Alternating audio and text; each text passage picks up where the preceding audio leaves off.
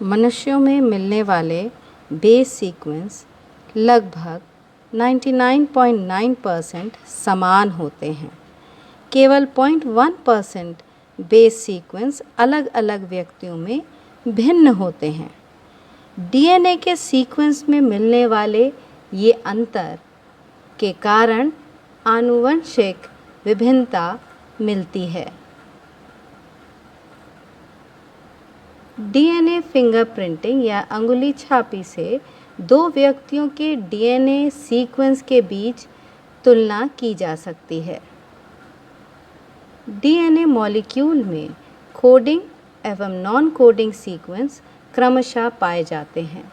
Coding sequence को axon कहते हैं, जो प्रोटीन सिंथेसिस से संबंधित सूचनाएं रखते हैं। नॉन कोडिंग सीक्वेंस को इंट्रॉन्स कहते हैं। ये प्रोटीन सिंथेसिस में भाग नहीं लेते।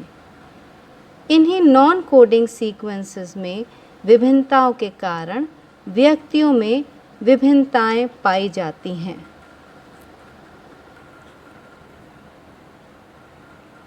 कुछ नॉन कोडिंग सेगमेंट्स के बेस सीक्वेंसेस का अत्यधिक बार रेपिटेशन हो जाता है। यहाँ पर आप देख रहे हैं कितनी बार ये रिपीट हुआ है, AGAC, जो डीएनए की पूरी लंबाई में कई जगहों पर पाए जाते हैं। यह रेपिटेशन प्रत्येक व्यक्ति के लिए अत्यधिक स्पेसिफिक होता है, क्योंकि किसी भी एक व्यक्ति के डीएनए की रेपिटेटिव सीक्वेंस की संख्या दूसरे व्यक्ति से मेल नहीं करती। इनकी एक पीढ़ी से दूसरी पीढ़ी में वंशागति होती रहती है। ह्यूमन जीनोम के अधिकांश भाग में मिलने वाले ये रेपिटेटिव सीक्वेंस पॉलीमॉर्फिज्म प्रदर्शित करते हैं।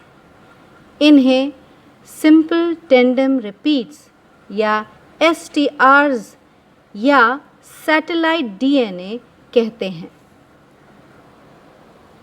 लंबाई व रेपिटेटिव यूनिट्स की संख्या के आधार पर सैटेलाइट डीएनए दो मुख्य प्रकार के होते, जिसमें से एक जो है वो मिनी सैटेलाइट क्रम होता है, जो वेरिएबल नंबर टेंडम रिपीट्स यानी VNTRs कहलाता है।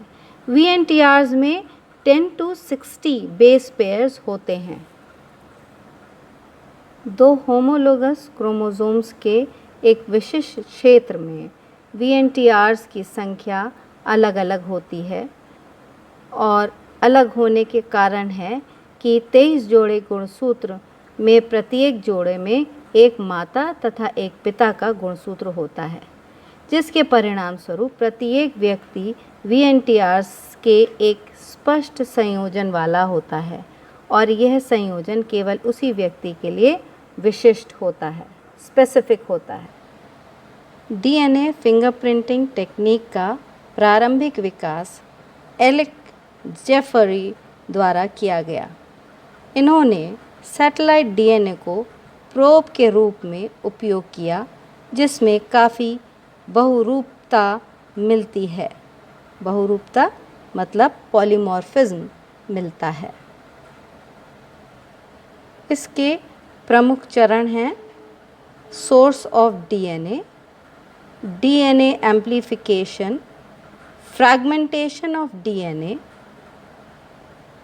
separation of DNA fragments, formation of single-stranded DNAs, southern blotting, DNA probes, hybridization, and exposure of X-ray films.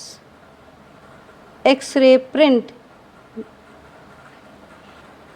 इस टेक्निक में रेडिएशन लेबल्ड VNTR एक प्रोब की भांति कार्य करता है। परीक्षण के लिए एक छोटा सा डीएनए सैंपल नमूना काफ़ी होता है। नमूने को रुधिर, सीमेन, रोम, कृश, हेयर फॉलिकल, मूत्र आदि से प्राप्त किया जा सकता है।